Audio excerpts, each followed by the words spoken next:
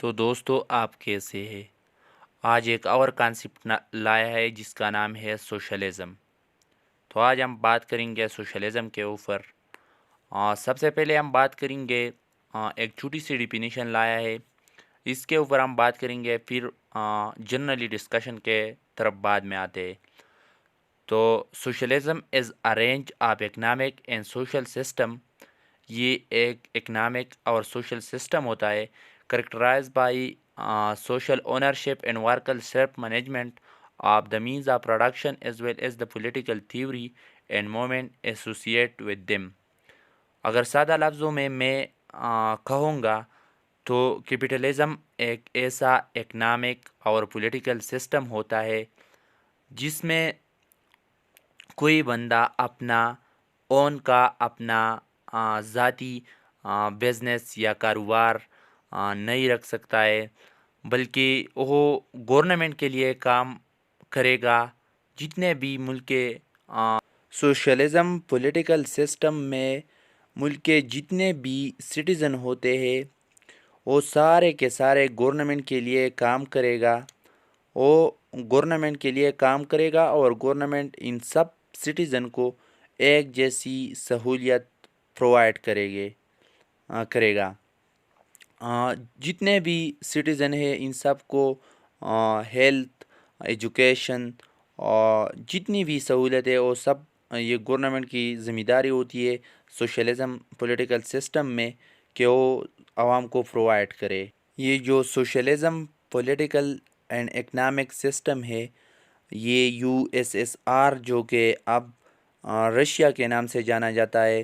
اور چائنا میں فالو کیا جاتا ہے،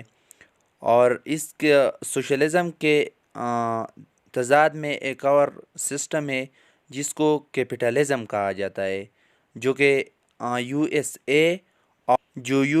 اے انڈیا پاکستان میں فالو کیا جاتا ہے۔ یہ سوشلزم پولیٹیکل سسٹم کے کچھ فائدے بھی ہے اور کچھ ڈس ایڈوانٹیج بھی ہے اور ڈس ایڈوانٹیج بھی ہے۔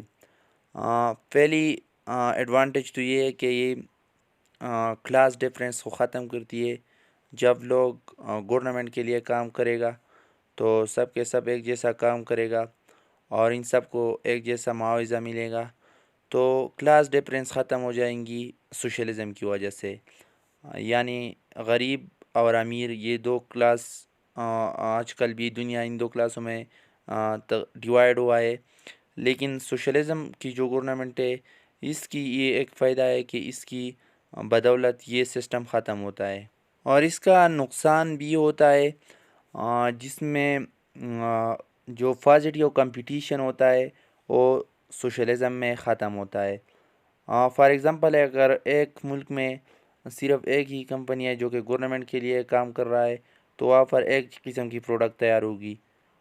لیکن دوسری طرف اگر ایک ملک میں پرائیویٹ اونرشپ ہے، پرائیویٹ کمپنیز ہے، تو وہاں پر مختلف قسم کی پروڈکٹ تیار ہوگی اور جس میں ایک کمپٹیشن پیدا ہوتی ہے اور مختلف قسم کے پروڈکٹ تیار ہو جائیں گے، اور ماڈرن سے ماڈرن اور قیمتی سے قیمتی چیز اور دن بدن نئی چیز اور ایجادات ہوتی رہیں گی یہ کیپٹلزم کی وجہ سے۔ تو کمپٹیشن کا جو سسٹم ہے وہ تو ختم ہوتی ہے، لیکن جنرلی یہ سوشلزم جو پولیٹیکل سسٹم ہے